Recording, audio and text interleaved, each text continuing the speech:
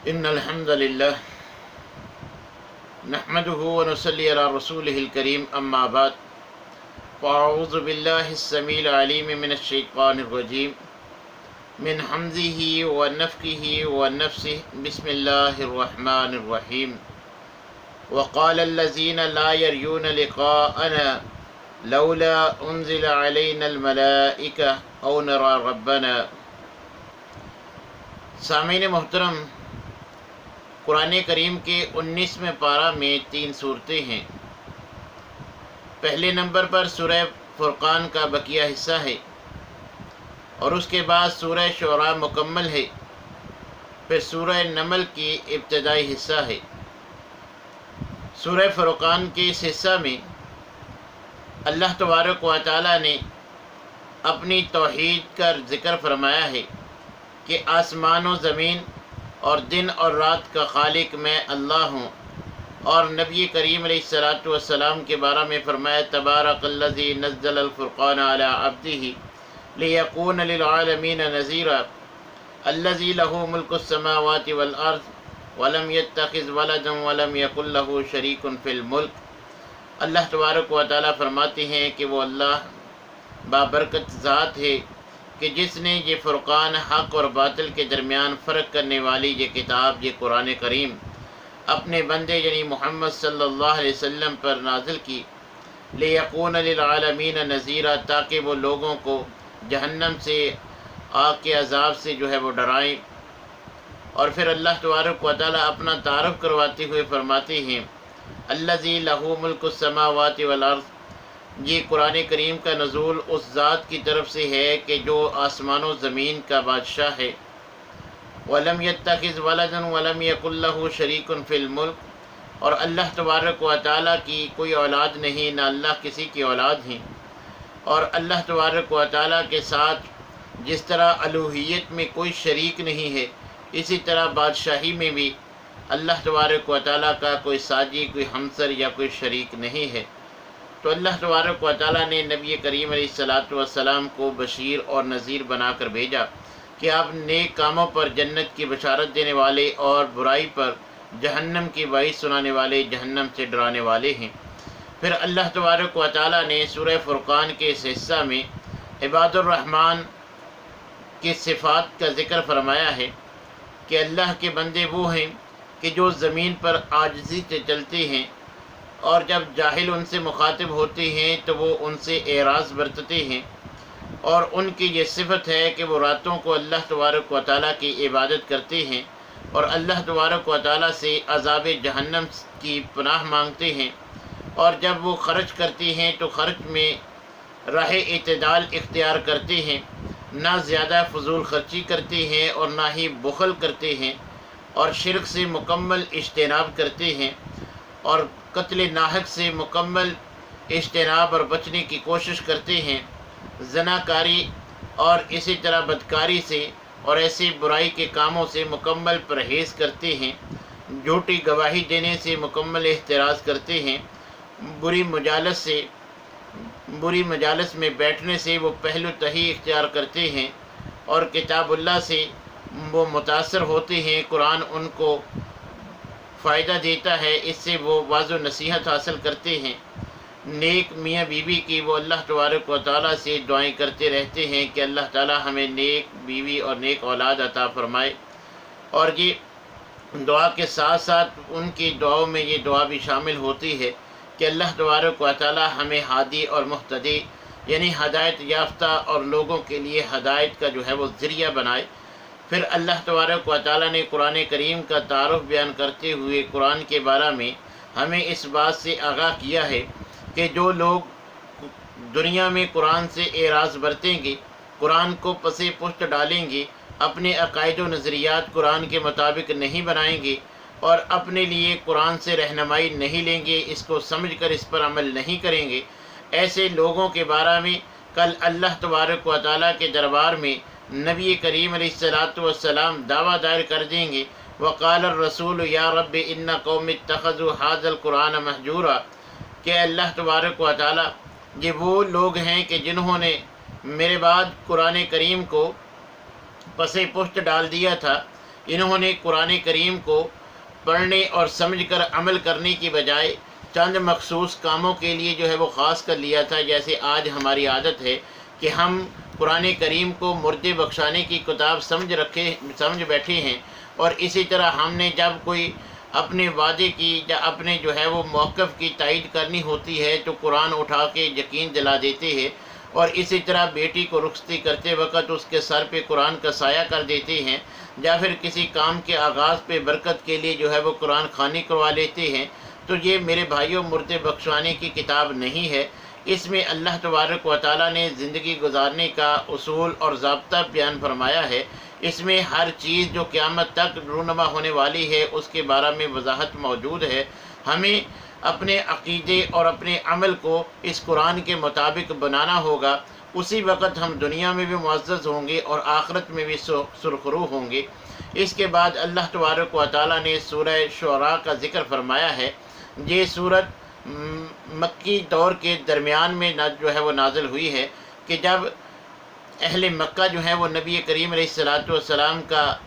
دعوت کا انکار کر رہے تھے، اور طرح طرح کے جو ہے وہ ہیلے بہانے دعوت قبول نہ کرنے کے لیے جو ہے وہ تراش رہے تھے، کبھی کوئی معجزات کا مطالبہ، کبھی کوئی مطالبہ، اس طرح وہ ہیلے بہانے سے دعوت کا جو ہے وہ انکار کر رہے تھے۔ اس وقت جو ہے یہ سورہ شعراء جو ہے وہ نازل ہوئی ہے۔ اس میں اللہ تبارک و تعالیٰ نے نبی کریم علیہ السلام کو تسلی دی ہے، اور پہلے انبیاء کرام کے قصے بیان کر کے ان کے ساتھ ان لوگوں کا جو رویہ تھا وہ ذکر کر کے تسلی دی ہے کہ آپ سے پہلے انبیاء اور رسل کے ساتھ بھی یہی معاملہ آیا، ان کو بھی اسی طرح کی مشکلات کا سامنا کرنا پڑا، تو انہوں نے صبر کا جو ہے وہ دامن تھامے رکھا۔ تو آپ بھی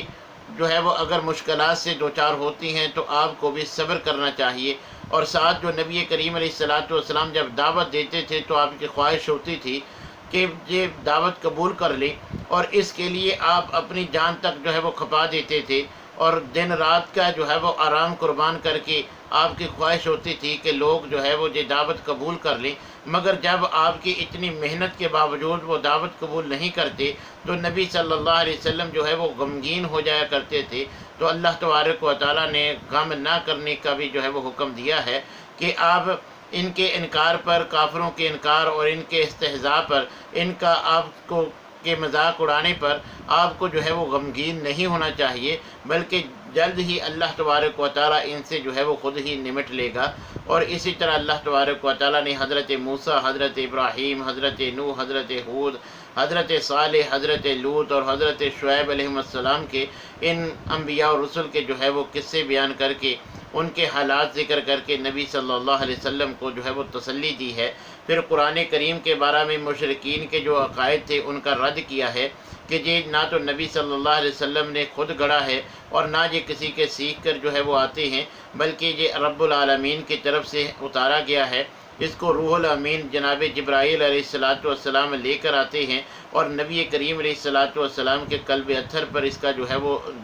نزول ہوتا ہے، اور لوگوں کو ڈرانے اور متنبع کرنے کے لیے اس کو اللہ تبارک و تعالیٰ نے واضح عربی زبان میں جو ہے وہ نازل کیا ہے۔ پھر اس سورہ میں اللہ تبارک و تعالیٰ نبی کریم علیہ السلام کو نبوت و رسالت دینے کے بعد ابتدائی طور پر کھلے عام لوگوں کو دعوت دینے کا حکم دیتے ہیں کہ وہ انذر عشیرتک الاقربین، کہ اپنے قریبی رشتہ داروں کو، اپنے جو ہے وہ قریب کے لوگوں کو اللہ کی توحید کی، اللہ کا پیغام پہنچائیے، اللہ کے توحید کی جو ہے وہ دعوت دیجیے۔ تو اس حکم کی بنا پر نبی کریم علیہ السلام ابتدا میں پہلے اپنے خاندان کی دعوت کرتے ہیں، اور دعوت کے بعد ان کو جو ہے وہ دعوت پیش کرنی شروع کرتے ہیں۔ تو ابو لہب جو ہے وہ بدتمیزی کرتا ہے، ماحول خراب کر دیتا ہے، تو پھر یہ مجلس اسی طرح ختم ہو جاتی ہے۔ تو نبی صلی اللہ علیہ وسلم پھر دوبارہ دعوت کا اہتمام کرتے ہیں، تو پھر آپ اپنے عزیز رشتہ داروں کے سامنے اس دعوت کو پیش کرتے ہیں اور اپنی مدد کرنے کی جو ہے وہ درخواست کرتے ہیں۔ تو اس کا فائدہ یہ ہوتا ہے کہ آپ کے چچا ابو طالب جو ہیں وہ آپ کو تعاون کی یقین دہانی کروا دیتے ہیں، جس سے آپ کو حوصلہ ملتا ہے۔ تو آپ اللہ تبارک و تعالیٰ کے اس حکم کی تکمیل کے لیے کوہ صفا پہ کھڑے ہو کے جا صباحا جا صباحا کی آوازیں لگاتے ہیں، لوگ جمع ہوتے ہیں، پہلے آپ اپنی امانت و صداقت کی ان کو جو ہے وہ یقین دلاتے ہیں، ان سے سوال کرتے ہیں کہ میں نے تم میں 40 سال کا عرصہ گزارا ہے، حل وجدتمونی صادقا او کاذبا، اب تم خود بتاؤ کہ تم نے مجھے سچا پایا یا جھوٹا؟ تو تمام یک زبان ہو کر گواہی دیتے ہیں کہ ہم نے کبھی بھی آپ کی زبان سے جھوٹ نہیں سنا۔ آپ نے یقین کے لیے یہ بات بھی پوچھی کہ اگر میں کہوں کہ اس پہاڑ کے دوسری جانب جو ہے وہ ایک لشکر جو تمہارے اوپر حملہ آور ہونے کے لیے آ رہا ہے، تو میری اس بات بتلانے پر تم اس کا یقین کرو گے کہ واقعتاً ایسا ہے؟ تو سب نے کہا ہاں، ہم آپ کی زبان سے جو ہے وہ جس بات سن کر اس کو یقین کریں گے، سچ سمجھیں گے۔ تو پھر اللہ تبارک و تعالیٰ کی توحید کا اعلان کرتے ہیں کہ یا ایھا الناس قولوا لا الہ الا اللہ، کہ لا الہ الا اللہ کا اقرار کر دو، تفلح العرب والعجم، اللہ تبارک و تعالیٰ عرب و عجم کے تمہیں جو ہے وہ مالک بنا دے گا، تملک العرب والعجم، اللہ تبارک و تعالیٰ تمہیں کامیاب بھی کر دے گا، اور عرب و عجم کی بادشاہی، سرداری، سارا کچھ جو ہے وہ تمہیں اللہ تبارک و تعالیٰ دنیا میں بھی عزت دیں گے، آخرت میں بھی عزت دیں گے، بس تم کلمہ توحید کا اقرار کر لو، دار اسلام میں جو ہے وہ داخل ہو جاؤ۔ اب پھر جو ہے وہ ابو لہب ماحول خراب کرتا ہے، برا بھلا کہتا ہے کہ محمد صلی اللہ علیہ وسلم نعوذ باللہ آپ کے ہاتھ ٹوٹ جائیں۔ اس کی پاداش میں اللہ تبارک و تعالیٰ خود جو ہے وہ جواب دینے کے لیے سورہ لہب کا نزول فرماتے ہیں۔ تو اس انداز میں اللہ تبارک و تعالیٰ نے نبی صلی اللہ علیہ وسلم کو کھلے عام دعوت کا حکم دیا، تو آپ نے اس انداز میں کھلے عام دعوت کا جو ہے وہ سلسلہ شروع کر دیا۔ اس کے بعد اللہ تبارک و تعالیٰ نے اس سورہ شعراء میں شعراء کی مذمت بیان کی ہے کہ یہ ایسے لوگ ہیں کہ جو بے راہ لوگ چلتے پھرتے ہیں، یہ انہی میں سے شامل ہیں، اور یہ بھٹکے ہوئے لوگوں کی طرح جو ہے وہ ہر وادی میں بھٹکے ہوئے پھرتے ہیں اور ایسی باتیں کرتے ہیں کہ خود جو ہے اس پر عمل ان کا نہیں ہوتا۔ تو اس میں اللہ تبارک و تعالیٰ نے فرمایا وہ لوگ مستثنیٰ ہیں کہ جو اللہ پر ایمان لاتے اور نیک عمل اختیار کرتے ہیں اور اللہ کا کثرت کے ساتھ جو ہے وہ ذکر کرتے ہیں، اور ساتھ ساتھ اللہ تبارک و تعالیٰ نے انبیاء اور رسل کے قصے بیان جو ہے وہ کیے ہیں، ان کے قوموں کے حالات جو ہے وہ ذکر فرمائے ہیں۔ اور اس کے بعد اگلی سورہ نمل، نمل عربی میں جو ہے وہ چونٹی کو کہتے ہیں، اس میں چونٹیوں کا ذکر آیا ہے، اس وجہ سے اس کا نام جو ہے وہ نمل رکھا گیا۔ یہ مکی دور کے درمیانی عرصہ میں جو ہے وہ نازل ہوئی ہے۔ اس میں جو حق بات کو قبول کرنے والے ہیں ان کا اللہ تبارک و تعالیٰ نے ذکر فرمایا ہے۔ اور واقعہ نمل کا ذکر کرتے ہوئے اللہ تبارک و تعالیٰ نے ذکر فرمایا کہ حضرت سلیمان علیہ السلام جن کو اللہ تبارک و تعالیٰ نے یہ توفیق اور یہ قدرت اور اختیار بخشا تھا کہ وہ ان تمام جانوروں کی، ان پرندوں کی بولیاں جو ہے وہ سمجھ لیتے تھے، تو اللہ تبارک و تعالیٰ نے ایک واقعہ چونٹی کا ذکر فرمایا کہ وہ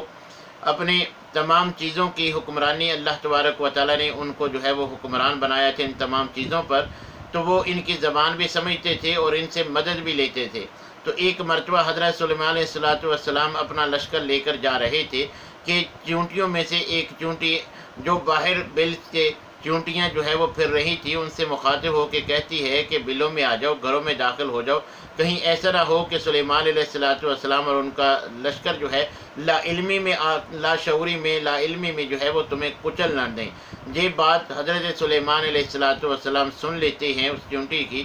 اور اللہ تبارک و تعالیٰ کے حضور شکر ادا کرتے ہیں کہ اللہ تبارک و تعالیٰ کی میرے اوپر کتنی نعمت ہے کہ اللہ نے مجھے یہ توفیق بخشی ہے کہ میں اس چونٹی کی آواز جو ہے وہ سن لیتا ہوں، سن کے سمجھ بھی لیتا ہوں کہ اس نے کیا کہا ہے، اس پر اللہ کا جو ہے وہ شکر بجا لاتے ہیں۔ تو یہ واقعہ ذکر کیا گیا ہے اس صورت میں، اسی وجہ سے اس کا نام بھی جو ہے وہ سورہ نمل رکھا گیا۔ اور اس کے بعد اس میں ایک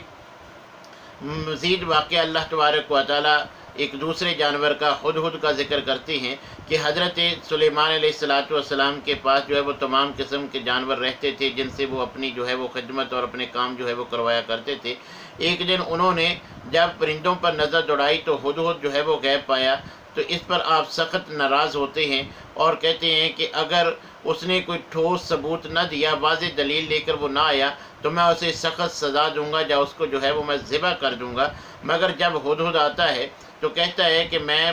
بڑی جو ہے وہ عمدہ جو ہے وہ خبر لے کر آیا ہوں، یہ یقینی خبر ہے، قوم سبا سے جس کا تعلق ہے، میں آج یہ دیکھ کر آیا ہوں کہ وہ ایسی قوم ہے کہ جو ایک عورت کو اپنا حکمران جو ہے وہ مان رہی ہے، انہوں نے اپنی ایک عورت کو اپنا حکمران بنایا ہوا ہے، اور اس کا جو ہے وہ بڑا عالی شان تخت ہے، بڑی جو ہے وہ عیش و عشرت، بڑی شان اور شوکت کی جو ہے وہ مالک ہے۔ اور اس کے ساتھ ساتھ ان میں جو میں برائی دیکھ کر آیا ہوں، ہدہد گواہی دیتا ہے کہ وہ اللہ کو چھوڑ کر سورج کو سجدہ کرتے ہیں، حالانکہ ان کو چاہیے تو یہ کہ وہ اللہ کو سجدہ کریں، مگر وہ اللہ کو چھوڑ کر سورج کے پجاری ہیں، سورج کی پوجا کرتے ہیں، سورج کو جو ہے وہ سجدہ کرتے ہیں۔ تو شیطان نے ان کو اس کام پہ لگایا ہوا ہے، اور ان کے کام جو ہے وہ شیطان نے مزین کر دیے ہیں۔ پھر ہدہد جانور ہونے کے باوجود اللہ تبارک و تعالیٰ کی توحید اور اللہ کی جو ہے وہ عظمت بیان کرتا ہے۔ اور اس کے بعد حضرت سلیمان علیہ السلام ایک خط جو دعوتی خط ہے، وہ ہدہد کے ذریعے ہی ملکہ سبا جس کا نام بلقیس تھا، ملکہ بلقیس کو جو ہے وہ خط لکھ کر دعوت دیتے ہیں۔ جب خط اس کے پاس پہنچتا ہے، وہ اپنے وزیروں سے، اپنے جو ہے وہ مشیروں سے، اپنے درباری جو عہدے دران تھے، ان سے جو ہے وہ مشاورت کرتی ہے کہ اس طرح جو ہے وہ خط آیا ہے، اب تمہاری کیا رائے ہے؟ تو وہ کہتے ہیں کہ کوئی بات نہیں، اگر انہوں نے حملہ کیا تو ہم بھرپور جو ہے وہ جواب دیں گے۔ تو وہ اپنے ارادے کا اظہار کرتی ہے کہ میں سمجھتی ہوں کہ میں ان کو جو ہے وہ تحائف بھیج کر دیکھتی ہوں کہ ایلچی جو ہے وہ واپس آ کر کیا جواب لاتے ہیں۔ تو اس نے بہترین تحائف دے کر ایک وفد جو ہے وہ حضرت سلیمان علیہ السلام کے پاس بھیجا۔ تو جب حضرت سلیمان علیہ السلام نے دیکھا کہ انہوں نے جو اتنے قیمتی جو ہے وہ تحائف لا کے عام بادشاہوں کی طرح ہی مجھے جو ہے وہ سمجھا ہے، تو ان تحائف کو قبول کرنے سے انکار کر دیا، اور برملا ان کو جو ہے وہ دعوت دی کہ اگر تم اسلام قبول کر لو گے تو اسی میں تمہاری بہتری ہے، تم اپنی ملکہ کو جا کے میری دعوت جو ہے وہ سنا دو کہ وہ مسلمان ہو کے مطیع اور فرما بردار ہو کر میرے پاس آ جائے، ورنہ ہم جو ہے وہ تمہارے ساتھ ایسا سلوک کریں گے کہ تمہیں تہس نہس کر دیں گے، ہم تمہارے ساتھ جہاد کریں گے، اللہ تبارک و تعالیٰ کی جو ہے وہ دعوت اور توحید اگر تم مان لیتے ہو اسی میں تمہاری بہتری ہے، ورنہ جو ہے وہ تمہیں نقصان اٹھانا پڑے گا۔ تو حضرت سلیمان علیہ السلام کا یہ دعوتی پیغام لے کر جب ملکہ بلقیس کے پاس جو ہے یہ وفد اس کا جاتا ہے، اور اس کو ساری صورتحال اور اس کے ساتھ ساتھ حضرت سلیمان علیہ السلام کی شان و شوکت اور آپ کے بارے میں جو ہے وہ تفصیل سے بتلاتا ہے، تو وہ نہ صرف مائل ہو جاتی ہے بلکہ خود چل کے حضرت سلیمان علیہ السلام کے پاس آنے کے لیے اپنے تمام جو ہے وہ سرکاری وفد کے ساتھ اور اپنے لاؤ لشکر کے ساتھ اور اپنی ٹھاٹ باٹ شان و شوکت کے ساتھ جو ہے وہ حضرت سلیمان علیہ السلام سے خود ملاقات کے لیے جو ہے وہ آتی ہے اور اپنی آمد کا جو ہے وہ پیغام بھیج دیتی ہے۔ تو جب حضرت سلیمان علیہ السلام کو اس کی آمد کی خبر ہوتی ہے تو اس پر اپنا رعب اور دبدبہ بٹھانے کے لیے اسی شان و شوکت کے تخت کی خاطر حضرت سلیمان علیہ السلام اپنے ماتحت افراد اور مخلوقات سے سوال کرتے ہیں کہ کون ہے جو اس کا تخت اس کے آنے سے پہلے لائے گا۔ تو ایک جن نے پہلے جو ہے وہ یہ دعویٰ کیا کہ آپ کے اٹھنے سے پہلے جو ہے وہ میں اس کا تخت جہاں لے آؤں گا، تو اللہ تبارک و تعالیٰ نے ذکر فرمایا کہ ایک اور آدمی تھا جس کو اللہ تعالیٰ نے علم دیا تھا، وہ اہل علم میں سے ایک آدمی بولتا ہے کہ میں اس سے بھی قبل یعنی آنکھ جھپکنے سے پلک جھپکنے سے پہلے جو ہے وہ میں اس کا تخت جو ہے وہ آپ کے پاس لے آتا ہوں۔ تو وہ تخت حضرت سلیمان علیہ السلام کے پاس جو ہے وہ لے آتے ہیں۔ تو حضرت سلیمان علیہ السلام اس میں تغیر و تبدل کا حکم دیتے ہیں کہ دیکھتے ہیں کہ وہ اس کو پہچان سکتی ہے کہ نہیں، پھر اس کو اتنا عالی شان اور عمدہ جو ہے وہ شیشہ لگاتے ہیں کہ جو دیکھنے میں پانی جو ہے وہ محسوس ہوتا ہے۔ یہی وجہ ہے قرآن نے جیسا ذکر کیا ہے کہ جب ملکہ پہنچتی ہے تو وہ اس شیشے کو پانی سمجھ کر اپنا کپڑا اوپر اٹھا لیتی ہے، مگر بعد میں اسے علم ہوتا ہے یہ تو اتنا نفیس شیشہ ہے جو دیکھنے میں پانی جو ہے وہ معلوم ہوتا ہے، حقیقت میں یہ پانی نہیں بلکہ یہ تو نفیس جو ہے وہ شیشہ ہے۔ اور حضرت سلیمان علیہ السلام کی شان و شوکت کے باوجود ان کی عاجزی اور جو ذرا برابر ان میں تکبر نہ ہونا اور اس طرح کی دیگر صفات جو ہے وہ دیکھ کر متاثر ہو کر دار اسلام میں جو ہے وہ داخل ہو جاتی ہے۔ تو اس انداز میں یہ ملکہ سبا فلسطین کا بیت المقدس کا سفر کر کے خود چل کے بیت المقدس آ کے دار اسلام میں جو ہے وہ داخل ہو جاتی ہے، اور اللہ تبارک و تعالیٰ نے ان واقعات سے یہ بات بتلائی ہے کہ اگر اللہ تبارک و تعالیٰ کی توحید کا اقرار کیا جائے، اللہ پر ایمان رکھا جائے، تو اللہ توحید والوں کو، ایمان والوں کو دنیا میں بھی عزت اور شان و شوکت اور مقام عطا فرماتے ہیں۔ کافروں پر ان کا رعب اور دبدبہ اور غلبہ اسی طرح ہوتا ہے جیسے حضرت سلیمان اور ان کے ساتھ دیگر انبیاء کا اور دیگر مسلمان حکومتوں کا اللہ تبارک و تعالیٰ نے قرآن میں بیان فرمایا ہے۔ تو اگر ہم بھی چاہتے ہیں کہ دنیا میں ہمارا بھی غلبہ ہو، دنیا میں آج بھی مسلمان اگر معزز ہونا چاہتے ہیں، تو ہمارے پاس بھی یہی اللہ تبارک و تعالیٰ کی شریعت ہے، اللہ تبارک و تعالیٰ کے وہی احکام ہیں۔ ہمیں بھی اسی انداز میں اللہ تبارک و تعالیٰ کے احکام کی تابع داری کرنی چاہیے، عاجزی اور انکساری کا راستہ اپنانا چاہیے، اللہ کے ساتھ اپنا تعلق مضبوط بنانا چاہیے، دنیاوی وسائل کی بجائے، دنیاوی ٹیکنالوجی کی بجائے اللہ تبارک و تعالیٰ کی مدد پر ہمیں کامل یقین ہونا چاہیے۔ دشمن کے پاس جتنا اسلحہ، جتنا ٹیکنالوجی بھی ہو، مگر اللہ تبارک و تعالیٰ کی قدرت کے ہاں اس کی کوئی حیثیت اور کوئی ویلیو نہیں ہے۔ لہذا دنیاوی وسائل کی بجائے ہمیں اللہ تبارک و تعالیٰ کے ساتھ اپنا تعلق مضبوط رکھنا چاہیے۔ تو جیسے تاریخ شاہد ہے کہ اللہ تبارک و تعالیٰ نے 313 کو 1000 پر اور 1000 کو 10,000 پر، جس طرح صحابہ کرام کے دور سے لے کر آج تک اللہ تبارک و تعالیٰ مسلمانوں کو فتح سے ہمکنار کرتا آیا ہے۔ جو مٹھی بھر نوجوان، جو مجاہدین، جو اللہ کے بندے جب کفار سے ٹکراتے ہیں تو اللہ تبارک و تعالیٰ کفر کو پاش پاش کر دیتا ہے۔ بڑی بڑی سپر پاور طاقتیں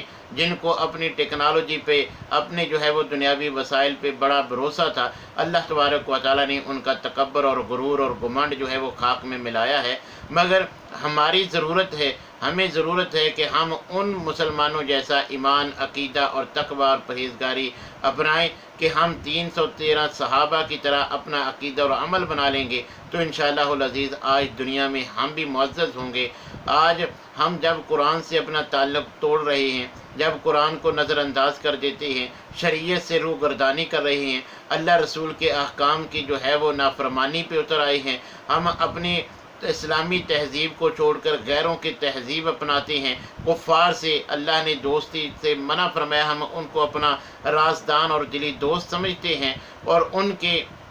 اشاروں پہ سارے کام کرتے ہیں، اللہ رسول کی مخالفتیں تک کر دیتے ہیں، ان کے کہنے پر قرآن کریم کے جو ہے وہ نصاب سے صورتیں اور قرآن جو ہے وہ نکال دیتے ہیں۔ جہاد کی بات کرنا، جہاد کی آیات کو سلیبس میں سے نکالنا، جب کفار کے کہنے پر یہ سارا معاملہ ہوتا ہے، پھر اللہ تبارک و تعالیٰ کی ہمارے ساتھ مدد شامل حال نہیں ہوتی۔ ہماری کثرت کے باوجود، ہمارے وسائل کے باوجود، ہمارے جو ہے وہ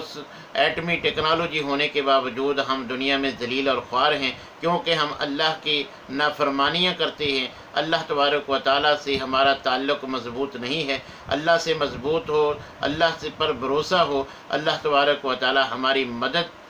جو ہے وہ ضرور کریں گے۔ دنیا میں بھی اللہ تبارک و تعالیٰ ہمیں غلبہ عطا فرمائیں گے۔ یہ کفار کی ٹیکنالوجی اللہ کی قدرت کے سامنے کچھ نہیں ہے، اللہ وسائل فرما دیں گے۔ اللہ نے تو جو ہے وہ سپر پاور کو ابابیل کے ساتھ تہس نہس کروا دیا تھا، تو اللہ تبارک و تعالیٰ ہمارے ان معمولی اور کم ہتھیاروں سے ہی ہمیں پوری جو ہے وہ امت مسلمہ کو دنیا میں غلبہ نصیب فرمائیں گے، عزت نصیب فرمائیں گے۔ جی اسی وقت منحصر ہوگا جب ہم ان لوگوں کے نقش قدم پہ چلیں گے کہ جن کی اللہ تبارک و تعالیٰ نے دنیا میں نصرت اور مدد کی ہے۔ اللہ تبارک و تعالیٰ سے دعا ہے کہ اللہ تعالیٰ ہمیں قرآن کو پڑھنے، اس کو سمجھنے اور اس پر عمل کرنے کی، اور اس میں بیان کی ہوئی پہلی قوموں کے عذابوں کی اور اللہ تبارک و تعالیٰ کی طرف سے جو ہماری عبرت کے لیے واقعات بیان ہوئے ہیں، ان تمام گناہوں سے بچنے کی، ان نافرمانیوں سے مکمل اجتناب کرنے سے